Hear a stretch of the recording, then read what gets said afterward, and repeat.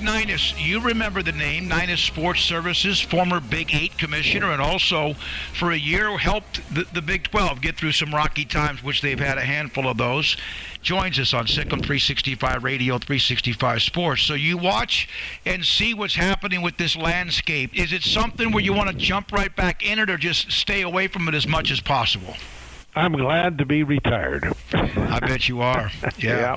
Well, I think the thing that is so bothersome is uncertainty.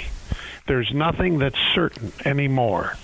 And you have the name, image, and likeness and the transfer portal combined. And that just, while you can make a good case for people deserving things, but what has happened is it creates problems that we tried to avoid. For example, we tried to make certain that there was a level playing field. Well, that's gone. We tried to keep the alums and outside interests from being involved in the recruiting process. That's gone. There seems to be no understanding as to direction. And you take all of that combined, plus, you have litigation, you have various state legislatures involved. I mean, where's it going to end? I have great concern about the future of college athletics. A lot of the heat goes on the NCAA, or is directed that way, and at Mark Emmert. Is it their fault?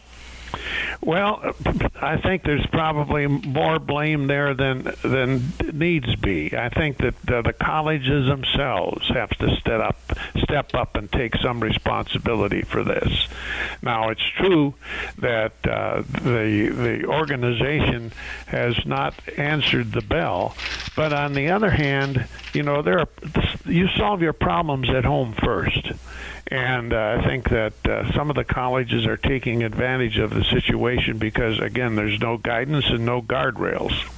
You have seen this before. When you took over the Big 12, there was tumultuous times, and obviously with what's going on with Nebraska and Colorado, and eventually, of course, A&M and what happened with Missouri. Is this all about ego? Is it a combination of ego and money, even though schools should try to do whatever's best for them? Is it almost to the point now it's only about what's best for them? Well, let's be candid about it. College television is running college football. Mm-hmm. And one of the things that I'm most proud of in my career was taking the NCAA to court and winning at the Supreme Court level. That was the College Football Association, represented by Oklahoma and Georgia. And so what we wanted to do was to help promote the sport. Well, that has happened, and we did not ever understand way back in 1984 that the money would be as it is today. But because of that, you got ESPN and Fox dictating who plays and when they play and who gets the money. Why do you think OU and Texas left? Yeah, absolutely. Hay out the barn, there's nothing we can do about it? Not now. I think what the Big 12 has done, I admire for what Bob Bowlesby and the conference has done. They took a negative, which was OU and Texas leaving, and brought in the four best programs remaining and made it a positive. They've got an exciting conference now. They really do. I think the Big 12 is going to flourish because the competitiveness of the new members combined with what's there. I mean, look how good Baylor's doing. And it's going to be an outstanding conference. I'm very bullish on the new Big 12. Did you know anything about Brett Yormark when he was introduced last week at Big 12 Media Days and announced a week before that? Did you know much about him? Not at all. Have you seen much of what he has said and get a feel for what he might be able to do? Well, I've read his statements, yes. The proof will be in the pudding like anything else.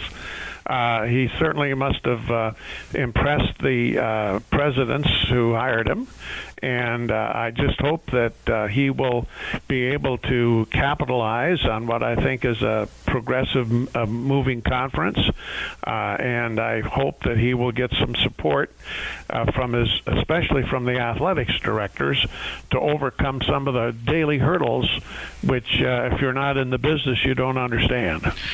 Chuck, you've been a commissioner, and you've seen when schools or conferences have had to kind of run, kind of react. You mentioned what Bob Bowlesby and the Big 12 did back in September a year ago.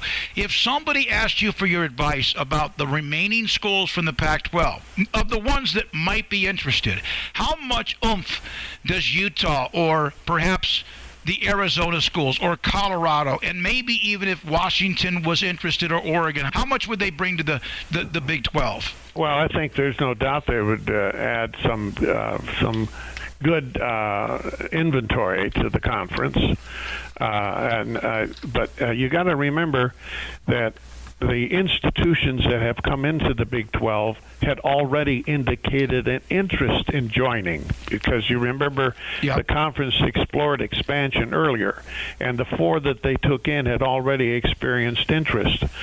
I think as a conference commissioner, I would certainly find out if there would be interest, but it would be incumbent upon the institutions themselves, in my opinion, to make the first move. I would say that because I've been on the other side of it. You don't like to have people poaching. And so I think you open the door and let people know they would be welcome, but I think that it would be the institution's responsibility to signal they wish to move. So you were there in the Big 12's time in which they had lost Nebraska and Colorado, and then, of course, A&M and Missouri were next. You hear all sorts of thoughts about what broke up. That was the Longhorn Network, or whether it was people just got tired of 1 or 2 schools dictating everything. Did you ever find that to be true when you were there for when you were as the interim? Well, it's a complicated situation. There's no question that there was concern about the future of the conference because of the efforts on behalf of the Pac-12 to try to indicate that they wanted to poach some members from the Big 12, and that caused people to be worried about what is the future. And I think that what happened was that it got a little bit out of control. From an A&M standpoint, I think that they were tired of being in the shadow of Texas and felt that going to the Southeastern Conference gave them more freedom. And far as Missouri was concerned, I think that the money aspect of the SEC is what attracted Missouri. Now, what is interesting to me, and I'm not trying to be I am. I'm a Monday morning quarterback. If you take a look at what has happened to Missouri, Nebraska, and Colorado, how well are they doing where they are? Not very well. Making a lot of money, but not doing well. No, and if they had remained with the Big 12 Conference, I think that they would have done better, maybe not as well financially, but I think they would be more comfortable. I think especially Missouri and Nebraska's recruiting has been hurt by departing from the Big 12 because, for example, they're not getting many out of Texas anymore. It's like, okay, they're all making tons of money, 50, 60, whatever, 80, now 100 million has been suggested as well. But you wonder down deep inside, is that enough? Does that scratch their itch? Are they happy? When you invited TCU in West Virginia, how long did it take for them to say yes? 30 seconds. That's what I thought. No, the TCU was a slam dunk. I mean, there was no debate about TCU. For the other position, we had 15 institutions that signified interest in joining the conference. And so we did a very thorough job, in my opinion. We solicited the opinion of 3 outside experts. We talked to our television partners, and we had our own committee within the conference, and eventually we centered on West Virginia to fill the final position.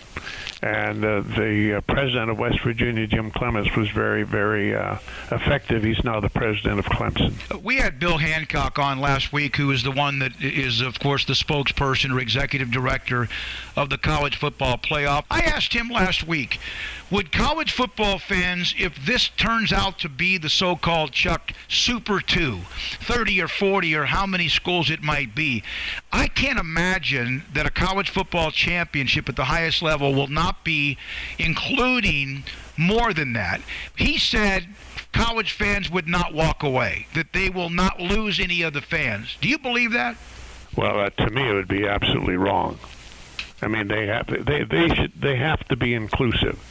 I mean, I think that. Well, first of all, I'm a college football fan. I've watched Division III games. I've watched Division II games. I've watched Division I AA games.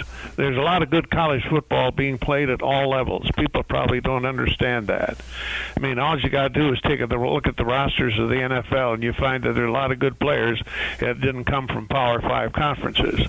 So my point is, I'm interested in the promotion of college football as a whole. I can't believe that two conferences are going to try to dominate to the extent that they exclude everybody else. That would be wrong, and it is not to the benefit of college football for that to happen. We want to have competition across the board, and I think Baylor and Oklahoma State, well, just take a look at what the Big 12 teams did in postseason competition last year. Mm-hmm. And look whom they beat. Mississippi, Notre Dame, LSU. I mean, what are you talking about? So who can say who's going to win? That's why we play the game. Chuck Neinas, again, interim Big 12 commissioner, long time a part of the Big 8, has negotiated television network deals and many other things. Do you see college football like it is today and go, what happened? Yeah, no one would have predicted back in 1984 when we won the Supreme Court case that college football would blossom television-wise as it has. That's for certain. NIL, great, good for the young men or women. The transfer portal, that's so jumbled. Who knows what that's about? But okay, are we losing sight of what collegiate athletics is supposed to be? Here's what we are losing sight of: education. No one talks about education anymore. You can't go transferring from one place to another and be on a degree track program. When the coaches go to recruit, the recruits and their families ask, what's the NIL program? They don't ask about what kind of education will my son get. We're losing that. That's what college athletics is supposed to be about, helping young people gain an education.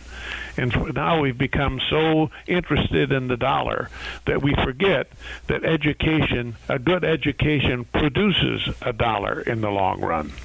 Chuck, thanks for your time. Appreciate what you did for the Big 12 and what you've done for college football. I appreciate your time. Well, good luck to you. Yes, sir. I'll watch see how Baylor does this year. Yes, sir. It's amazing how well they've done in both football and basketball. It has absolutely been a great run. It's Chuck Neinas with us, SicEm 365 Radio and 365 Sports. Okay, good